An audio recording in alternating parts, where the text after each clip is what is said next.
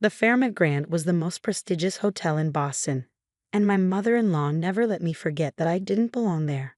Margaret Sterling, the Queen of Hospitality as the society pages called her, had built her empire from a single inherited hotel into a chain of 15 luxury properties, and she hated that her precious son Andrew had married someone like me. From a farm, of all places, she'd mutter whenever I walked into a room, "Probably doesn't know the difference between Egyptian cotton and polyester blend. If only she knew I put myself through Cornell's hotel management school by working 3 jobs. If only she knew about the business degree gathering dust while I tried to prove myself worthy of the Sterling name." But Margaret didn't care about degrees or experience. She cared about bloodlines and social connections. The Fairmont Grand has hosted presidents and royalty, she reminded me daily. We can't have someone with rural sensibilities representing us. So instead of the management position I was qualified for, I worked as a maid to learn the business from the ground up, Margaret claimed, her perfect smile never reaching her eyes. Andrew, my husband of 6 months, weakly supported his mother's decision. "It's temporary, Emily," he'd say, straightening his Italian silk tie. "Mother knows best when it comes to the hotel business." I loved Andrew, but his spine had been replaced with jelly years ago when it came to Margaret. That particular morning started like any other. I was changing linens in the presidential suite when Margaret burst in with her entourage of executives. They were showing potential investors around, and I became invisible, just another servant in their world. "The Fairmont Grand represents old money elegance," Margaret was saying, gesturing grandly. "We maintain certain standards that other hotels have abandoned. Our guests expect proper breeding in every aspect of service." I kept my head down, efficiently tucking hospital corners just like my grandmother had taught me. Grandma Rose had run our family's small country inn for 40 years. "Hospitality isn't about fancy labels," she always said. "It's about making people feel at home." I missed her fiercely in moments like these. "Oh," Margaret's voice dripped with disdain, finally acknowledging my presence. "This is my daughter-in-law. Emily dear, please demonstrate for our guests how we fold the towels.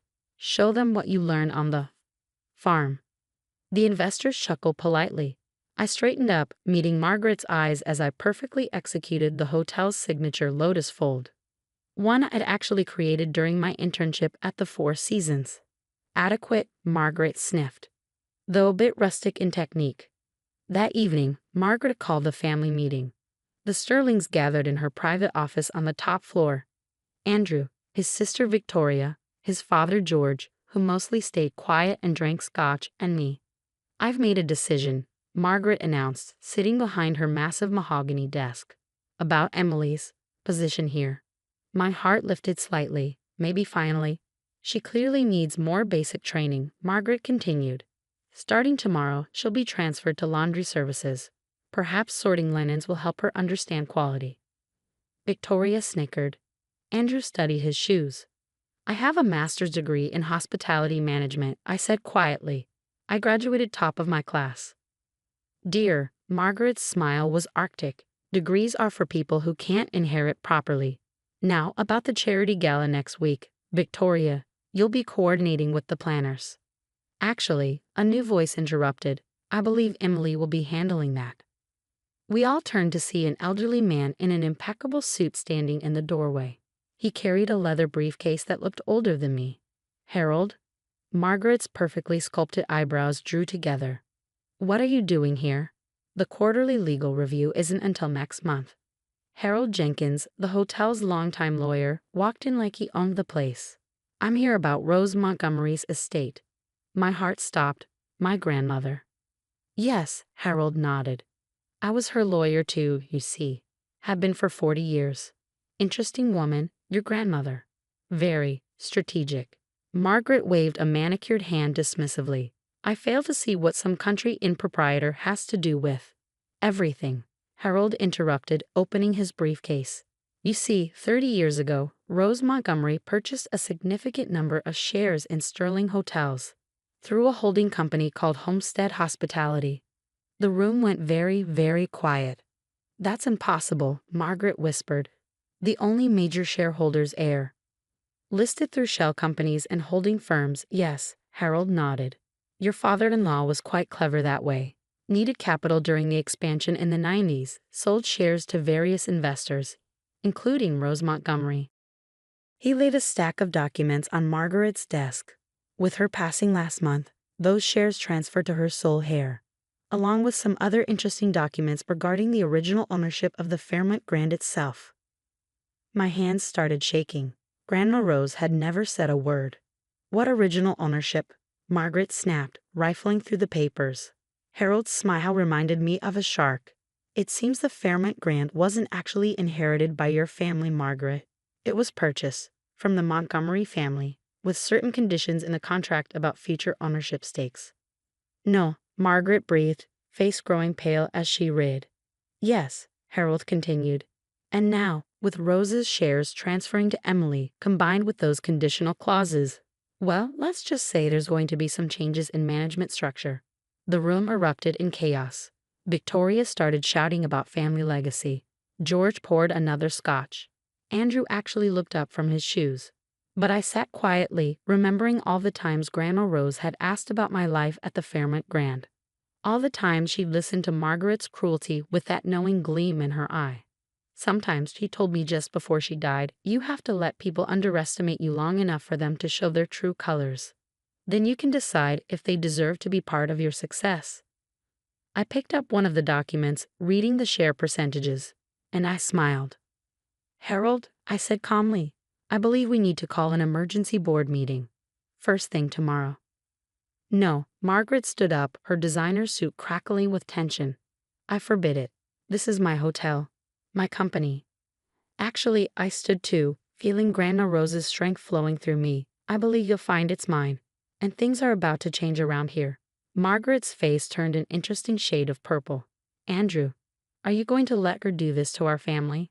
But Andrew was still staring at the documents, particularly the ones showing how his mother had been systematically diluting his own shares for years. I think, he said slowly, we should all get some rest. Tomorrow's going to be a busy day. I walked out of that office with my head high, Harold falling into step beside me. Your grandmother, he said quietly, was very proud of you. She said you had the perfect combination of kindness and steel in your spine. Said you make this place feel like home again. Home. Yes, that's exactly what the Fairmont Grand needed. I took the service elevator down to the laundry room, my last trip as a maid. There was work to be done, and tomorrow would be a very interesting day indeed. I arrived at the Fairmont Grand early the next morning, before the sun had fully risen over Boston's skyline. The night manager did a double take when I walked through the grand lobby in a tailored suit instead of my maid's uniform. Good morning, James, I said warmly. He'd always been kind to me, sneaking me coffee during my long shifts. Could you please make sure the Jefferson boardroom is ready? We're having an emergency meeting at 8. Of course, Miss Sterling, he stammered, then caught himself. I mean Mrs. Montgomery Sterling. I smiled. Emily is fine. We're all family here. The board members started arriving at 7:45. Most I recognized from my days cleaning their offices, though they'd never noticed me. Margaret swept in at 7:59, wearing what I recognized as her battle armor, a blood-red channel suit and pearls the size of marbles. This is ridiculous, she announced to the room.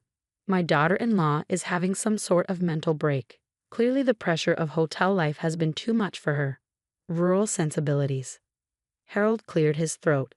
Actually, Mrs. Sterling, if you'll take your seat, we have some rather important business to discuss. The next hour was a masterclass in legal precision. Harold methodically laid out the ownership structure of Sterling Hotels, revealing how my grandmother had quietly accumulated shares over 3 decades. Combined with the original sale contract's conditions, I now controlled 51% of the company. Impossible. Margaret slammed her hand on the mahogany table. That farm woman couldn't have afforded. That farm woman, I interrupted quietly, turned a struggling country inn into the highest-rated boutique hotel in New England. She put herself through business school at night while raising 2 kids alone, and she taught me everything she knew about real hospitality. I stood up, placing my own stack of papers on the table. Now let's discuss the company's performance over the last 5 years. Our occupancy rates have dropped 15%. Customer satisfaction scores are at an all-time low. Staff turnover is triple the industry standard. The board members shifted uncomfortably. They knew the numbers were bad. You've been so focused on appearance, I continued, that you've forgotten what hospitality really means. It's not about Egyptian cotton or designer uniforms. It's about making people feel welcome, guests and employees alike. I outlined my plan: improved staff benefits, investment in training, a complete overhaul of our corporate culture. We're going to make the Fairmont Grand feel like home again, for everyone. This is absurd, Margaret spat. Andrew, say something. Andrew had been unusually quiet until then. He stood slowly, straightening his tie. Actually, Mother, I've been looking at Emily's proposals. They make sense. Our best reviews consistently mention our staff's warmth and dedication when they stick around long enough to build relationships with guests. Margaret's face went from red to white. Traitor, she hissed. No, Andrew's voice was firm. I'm finally being loyal to the right things. Emily's right. We've lost our way. The vote was quick and decisive. I was confirmed as CEO with Andrew as COO. Margaret was offered a position as honorary chairwoman, a title with no actual power. You'll regret this, she snarled, gathering her things. This company will collapse under your farmhand management. I watched her storm out, then turned to the board. Now let's talk about our employees. The next 6 months were intense. I worked harder than ever, but this time on my own terms.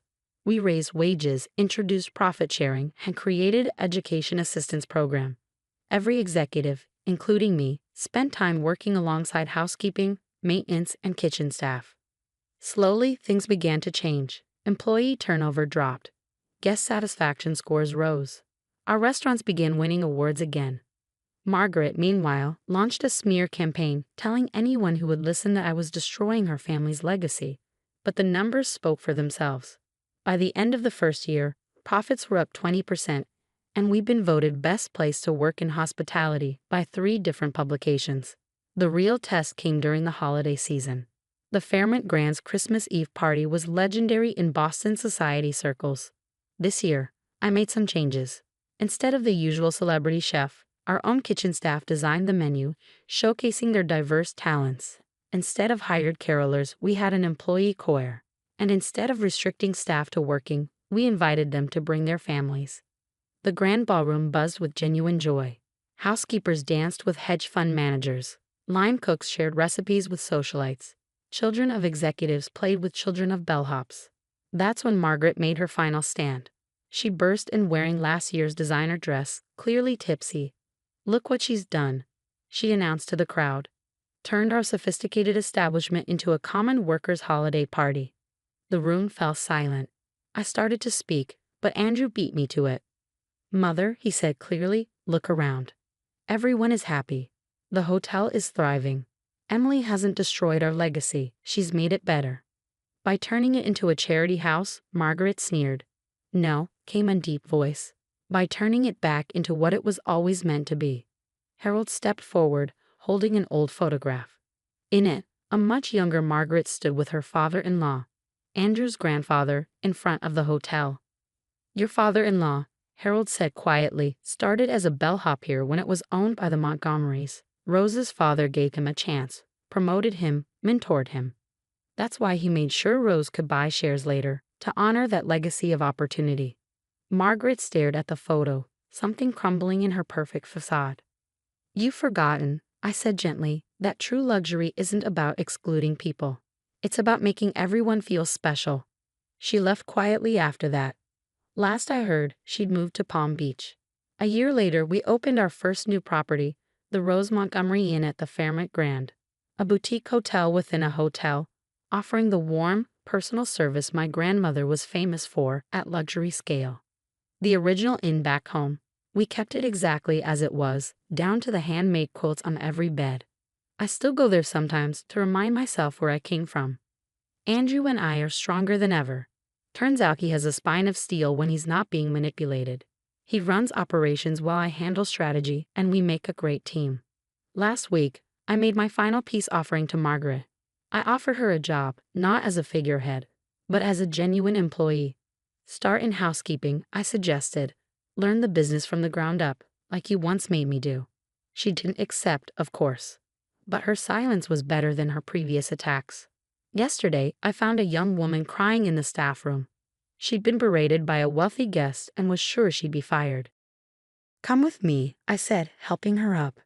I took her to my office, still the same one Margaret once ruled from. But now the walls hold different photos. Staff celebrations, guest thank you notes, the original inn where I grew up. "Let me tell you a story," I said, "about my grandmother and what she taught me about hospitality. Because sometimes the best revenge isn't about getting even. It's about making things better than they ever were before." And somewhere I know Grandma Rose is smiling.